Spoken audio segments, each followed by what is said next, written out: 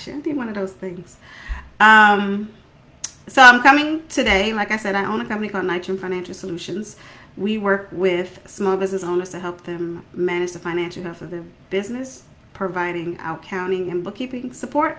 But we also, I don't know why I keep looking down and not up, but we also are launching a new training program to teach other people how to be good bookkeepers.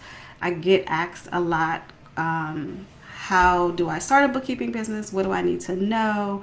I want to do bookkeeping on the side. How do I get started? So these are questions that I get asked a lot. And so I wanted to, it was kind of like light bulb. Let's create a program that teaches people how to do bookkeeping. And there's a ton of people out there who in this space teach specifically on softwares, specifically whether how to use QuickBooks, how to use Xero, or any other platform.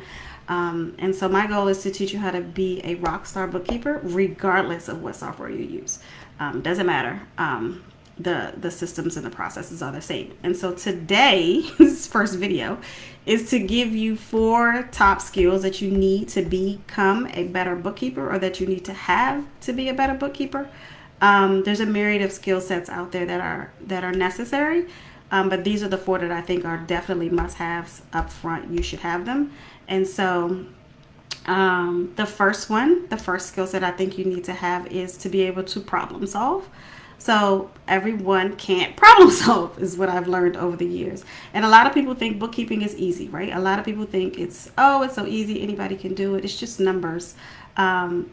It's more than numbers. So bookkeeping is about compliance.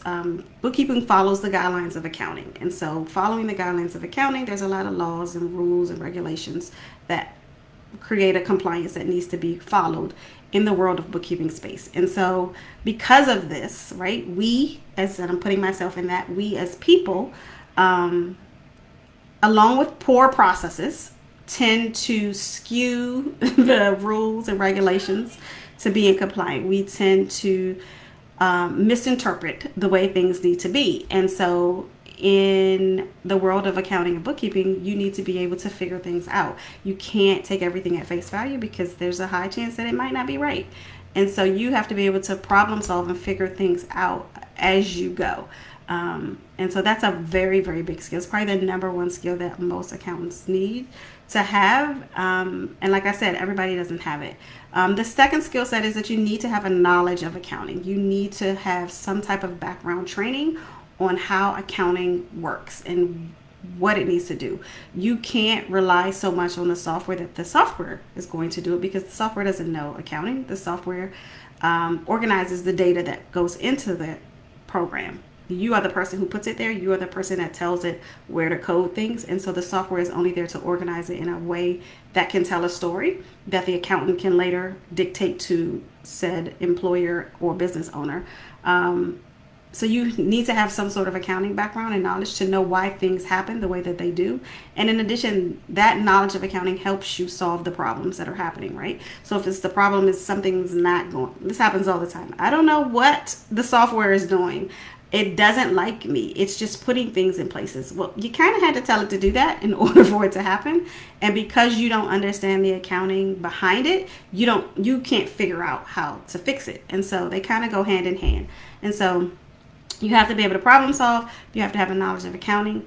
You need to be tech savvy. So, as many people there are out there who are stuck in the stone ages, technology is here, it's staying, it's constantly evolving, and it plays a very big part in the accounting space.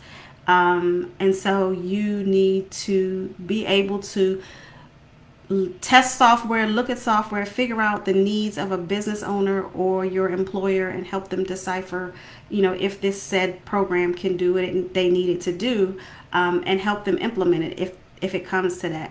You can't be a person who is stuck in the age of fax machines. I'm mentioning that because that came up in a conversation today, where a colleague was saying, that their client needed to send them their information, and instead of putting it in a portal, they wanted the fax machine number. And it's like, what year is this? Who still has fax machines?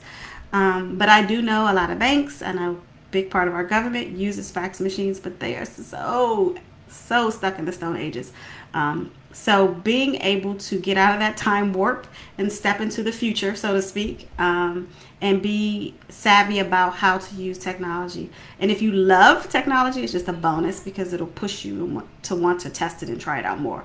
And so you need to solve problems, knowledge of accounting, tech savvy, and get trained on how to be a bookkeeper. So having the knowledge of accounting does not necessarily make you a good bookkeeper.